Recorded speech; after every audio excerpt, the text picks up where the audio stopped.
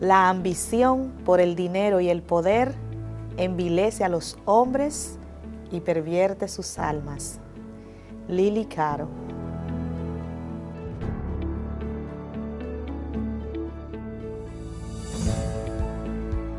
Saludos, apreciados estudiantes. Estamos felices de reencontrarnos con ustedes de nuevo para iniciar esta jornada de trabajo. Muy entusiasmada les doy la bienvenida junto a su familia a la clase de Ciencias Sociales de quinto de secundaria con la profesora Celestina Heredia. Tenemos el compromiso con ustedes cada día para continuar aprendiendo y descubriendo datos interesantes que nos ilustran sobre la historia de nuestro país. Como siempre, les recuerdo colocarse en un lugar adecuado y prepararse con los siguientes útiles escolares. Cuaderno, libros y revistas de historia, lápiz o bolígrafo, tu goma de borrar y un diccionario o tu móvil para realizar consultas en línea.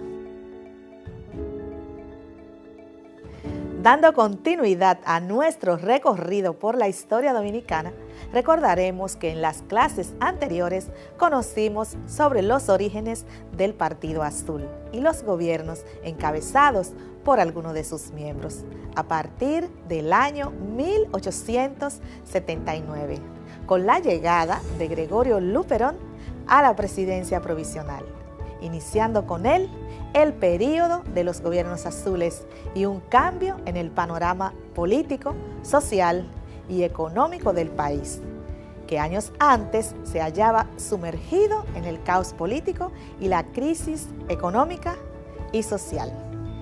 En esta clase seguiremos aprendiendo sobre los gobiernos azules. En esta oportunidad hablaremos de la dictadura que implementó en nuestro país Ulises Heró, conocido en nuestra historia como Lilis. El propósito de nuestra clase de hoy es identificar los factores internos y externos que afectaron la soberanía, economía y el sistema político nacional dominicano durante la dictadura establecida por Ulises Heró, 1887 a 1899.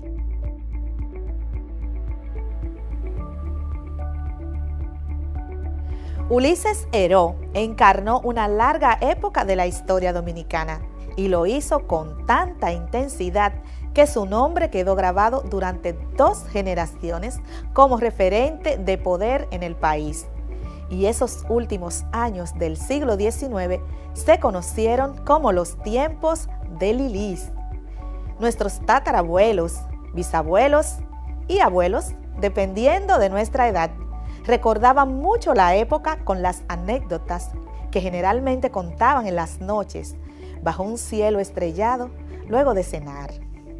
Aprovechen cualquier oportunidad que tengan de hablar con los adultos mayores y aprenderán muchos datos históricos que ellos conocen porque vivieron la época o se lo comentaron sus mayores. Ahora les asignaré las actividades correspondientes a esta clase.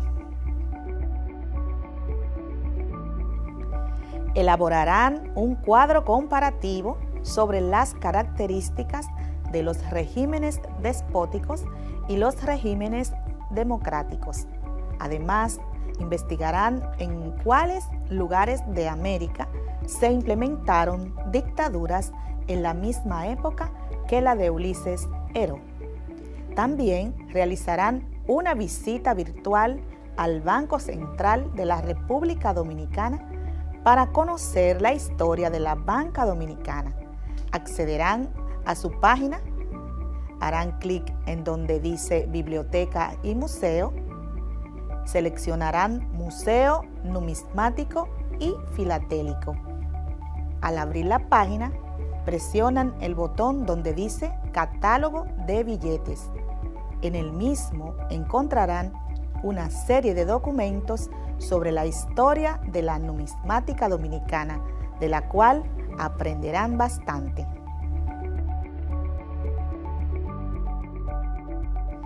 ¿Han escuchado hablar sobre las papeletas de Lilis?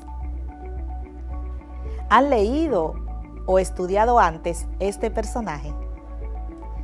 ¿Qué dicen los mayores al hablar de Ulises Heró, Lilis? ¿Listos para conocer sobre este presidente del Partido Azul? Ahora veamos los conceptos relacionados con el tema. Militarismo. Predominio de lo militar en la política y el gobierno de una nación. Numismática. Disciplina que estudia las monedas y medallas, principalmente las antiguas. Dictadura. Régimen político que, por la fuerza o la violencia, concentra todo el poder en una sola persona o en un grupo u organización y reprime los derechos humanos y las libertades individuales. Tiranía. Abuso o imposición en grado extraordinario de cualquier poder, fuerza o superioridad. Tirano. Dicho de una persona que obtiene contra derecho el gobierno de un estado, especialmente si lo rigen sin justicia y a la medida de su voluntad. Déspota. Persona que trata con dureza a sus subordinados y abusa de su poder o autoridad.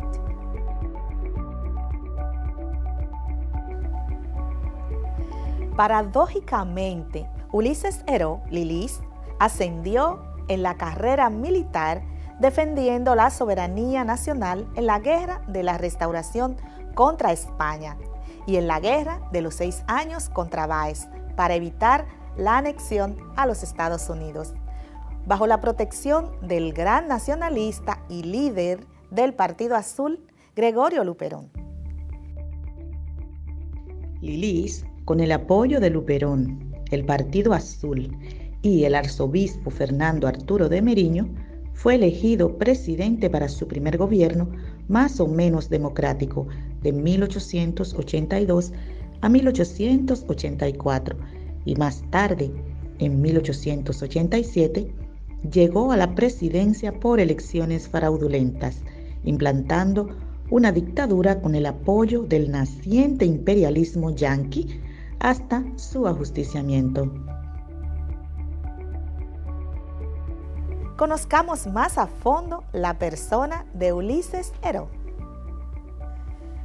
Conforme a los datos ofrecidos por la historiadora Muquiena Adriana Sanben, 2019, Ulises Heró, conocido popularmente como Lilis, era dominicano por nacimiento, hijo de 2 migrantes, un haitiano y una santomeña. Tan negro como el betún, como popularmente se decía, de pómulos anchos, largo de boca, de frente achatada y nariz dilatada. Fue acogido como criado en la casa de una dama francesa de dudosa reputación, donde aprendió inglés y francés. Se ganó la confianza de los líderes políticos de la época, en especial de Gregorio Luperón. Con apenas 20 años fue un miembro activo del ejército dominicano que combatió la anexión a España. Logró ascender desde muy abajo de la sociedad dominicana hasta la cima del poder en poco tiempo. Se convirtió en el hombre más poderoso de la República Dominicana de finales del siglo XIX.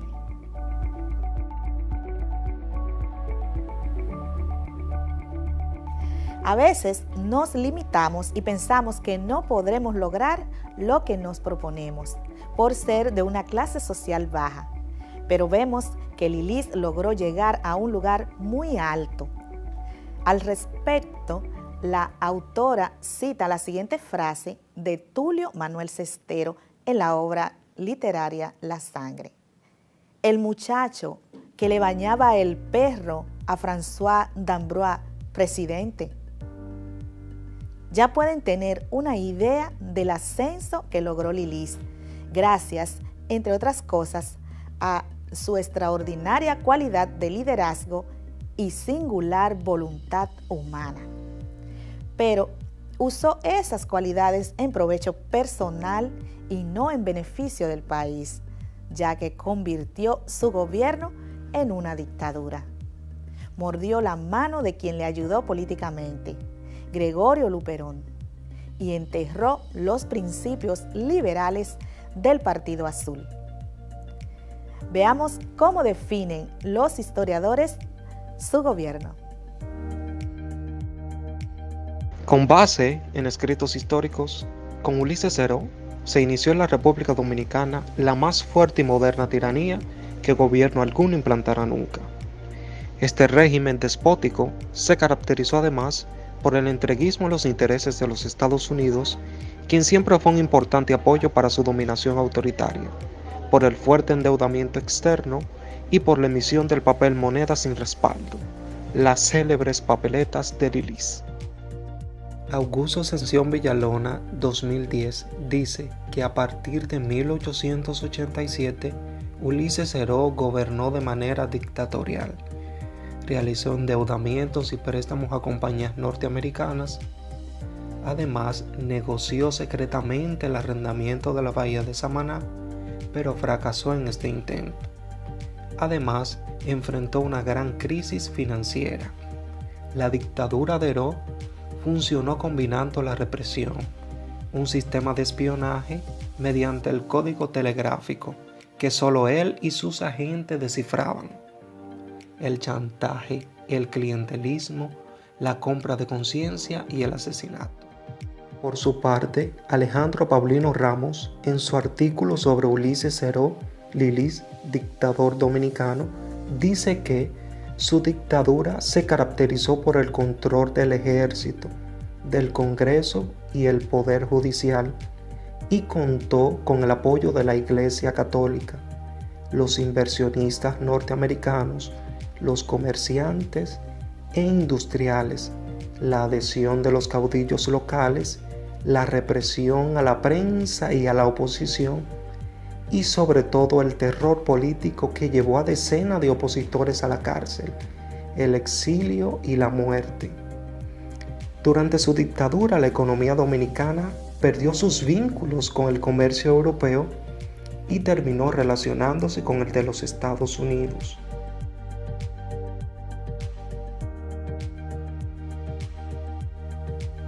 Como nos podemos dar cuenta, Lilis gobernó con mano dura, constriñendo las libertades públicas y reprimiendo a la población, al estilo de la época. Según expresa la historiadora Muquien Sanben, el fenómeno Lilis no fue aislado, ya que esa dictadura formó parte del concierto de dictaduras nacidas en América Latina en el siglo XIX, que bajo el lema de orden y progreso impulsaron el capitalismo, aunque significara el secuestro de la libertad y la aplicación del terror.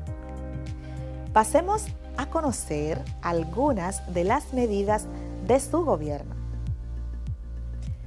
De acuerdo a Frank Moya Pons, 2013, tan pronto como Lilis se instaló en el gobierno, instó para que se modificara la Constitución y se ampliara el período presidencial de 2 a 4 años y que las elecciones se realizaran de forma indirecta en colegios electorales, como en los tiempos de Santana, eliminando la forma que había instituido el Partido Azul, la del sufragio universal.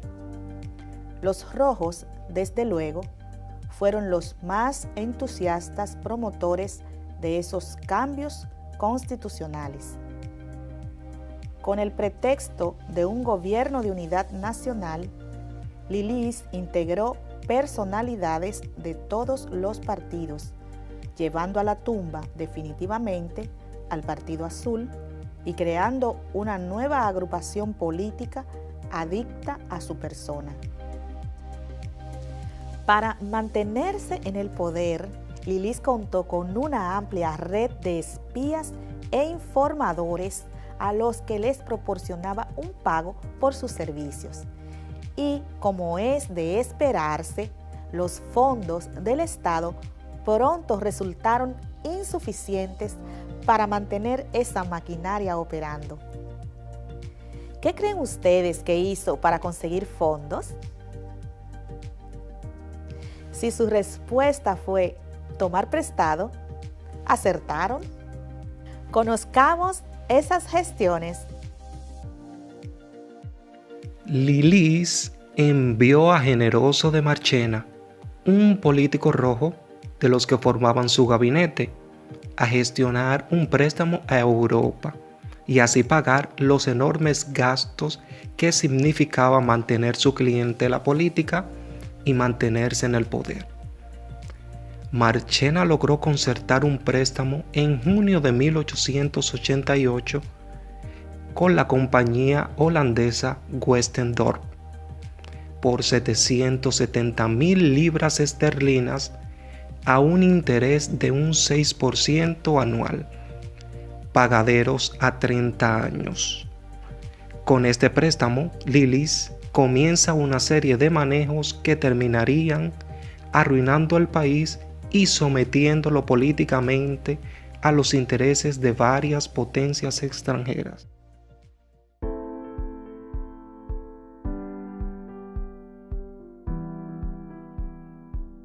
¿A quién les recuerda esa conducta de Lilis? Así es, a Buenaventura Báez. Pues le diré que con ese dinero, Ulises Heró saldó la deuda que se había heredado de aquel famoso préstamo realizado por Báez, el empréstito Harmon, del cual pagó 38,095 libras. Además, logró saldar deudas internas heredadas de gobiernos anteriores. También usó de ese dinero para artillar su maquinaria militar con uniformes y armas y la adquisición de barcos de guerra. Veamos las implicaciones de ese préstamo para el país. Como aval por el dinero recibido, Heró puso en garantía las recaudaciones aduanales hasta un 30% de los ingresos. Para realizar el cobro de las amortizaciones que les correspondían, la Westendorp nombró en el país varios agentes fiscales que se encargarían de retener el dinero que entraban por las aduanas. Se deduciría su porcentaje del 30% y entregaría el sobrante al gobierno dominicano para resolver sus compromisos.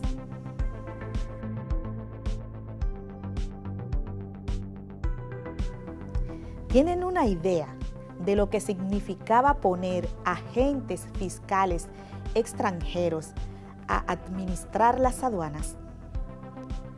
Pues básicamente perder la soberanía económica. ¿Sabían ustedes que en la actualidad muchas personas usan ese método con los prestamistas? Quienes incurren en eso no tienen control de sus finanzas. Y eso mismo ocurrió en esa época con las finanzas del país. Debido a la forma en que Lilis llevaba su gobierno, el endeudamiento externo e interno, la represión, con las cárceles llenas de presos políticos, la prensa reprimida y el Congreso dominado, los demás azules reaccionaron ante estas tendencias de absolutismo y llamaron a Luperón, que se había ido al extranjero luego de la Revolución de Moya, para que se postulara en las próximas elecciones de 1888. ¿Logrará Luperón impedir que su antiguo lugarteniente se postule nuevamente a la presidencia? Veamos. Gregorio Luperón acudió al llamado de los azules y se postuló para las elecciones de 1888, teniendo como contrincante a Lilis, quien contestó a la proclamación con la represión.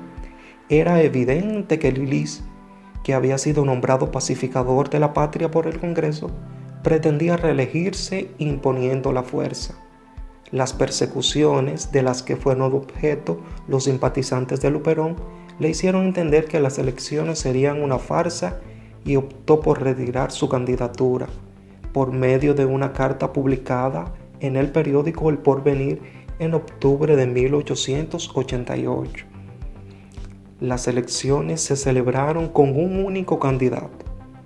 Lilis inició su tercer mandato presidencial el 1 de marzo de 1889 por 4 años, dando continuidad a su dictadura, al endeudamiento y a la represión política.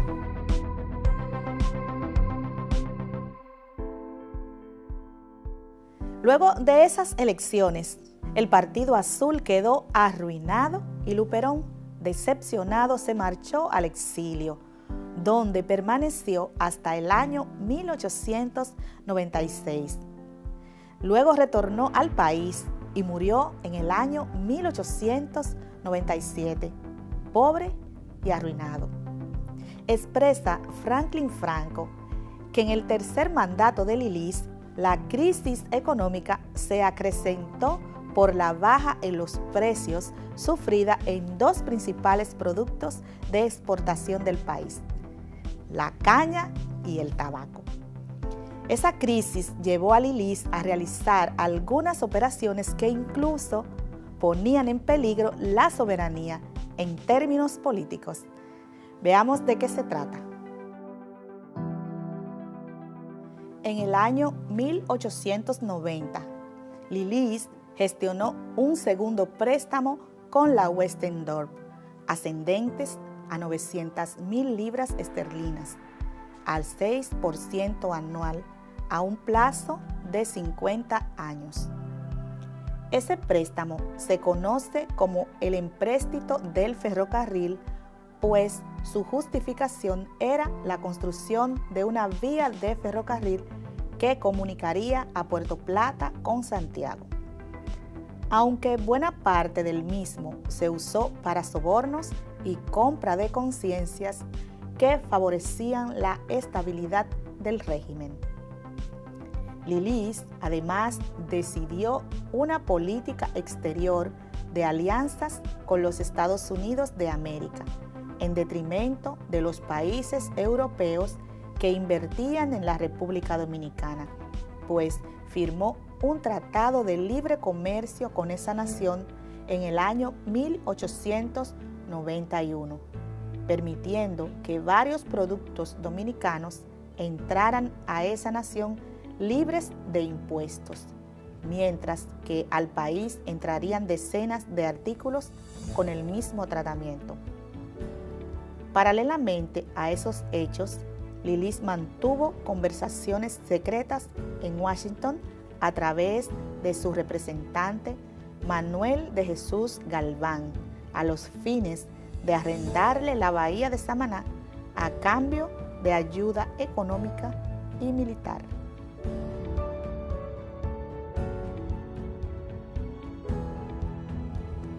Sus negociaciones trajeron sus consecuencias, ya que el Tratado de Libre Comercio despertó una oleada de protestas por parte de las naciones europeas que comercializaban con el país, pues vieron su comercio afectado. Alemania fue el país que protestó con más energía y le dio un ultimátum al gobierno amenazando con dejar de comprar el tabaco dominicano, lo que afectaba a los tabaqueros cibaeños. También se supo de las negociaciones de arrendamiento de la bahía de Samaná, cuando se filtró la noticia a través de un periódico estadounidense. ¿Podrá Lilis concretar esas negociaciones? La impopularidad del gobierno de Lilis aumentó en el Cibao ante la alarma que desató la amenaza de perder la soberanía.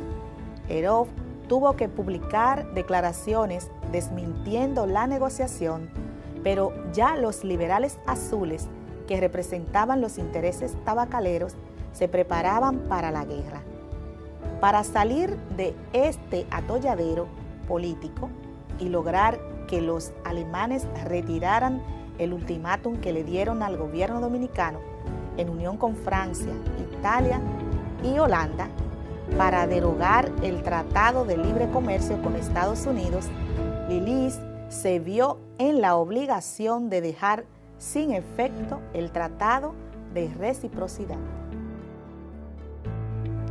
Hasta ahora hemos visto cómo Ulises Heró, general egresado de la Guerra de la Restauración, tira por el suelo los principios liberales del Partido Azul, implantando una tiranía basada en el endeudamiento, la represión y la compra de conciencia para mantenerse en el poder.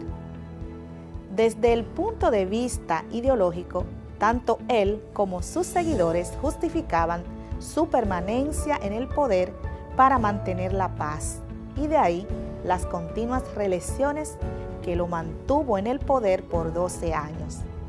Lilis estaba consciente que para mantener el orden debía infundir temor, pero un sistema de gobierno como este requiere de muchos recursos y a Lilis se le cerraron 2 puertas por donde pretendía obtenerlos.